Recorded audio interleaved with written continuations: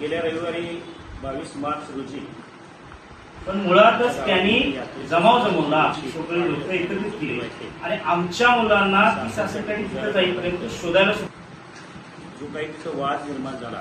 आणि वादाचं पुनर्वसन एका मोठ्या हाणामारीत आणि त्यानंतर तिथल्या पुजाऱ्यांनी अमानुषपणे जी काही मारहाण आमच्या गावकऱ्यांच्यावर किंवा आमच्या लहान गावातल्या मुलांच्यावर झाली, त्याच्या पार्श्वभूमीवर येणाऱ्या सोमवारी 30 तारखेला माननीय जिल्हाधिकारी सो यांच्याकडे आमच्या सर्व गावचे रहिवासी ग्रामस्थ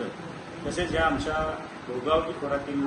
पंचकृषीतील सर्व ग्रामपंचायतींचे पदाधिकारी तसेच ज्योतिबावरचे भाविक या झालेल्या घटनेचा निपक्षपाती नाही गावकऱ्यांच्या चुक्या नाही असं ते म्हणत होते. तसेच आणि एक पुजारी आम्हाला काय म्हणला की तुम्ही जेवण ज्या ठिकाणी केलंय तिथं दारू जो तुमच्या या संदर्भात त्यांच्या अध्यक्षाला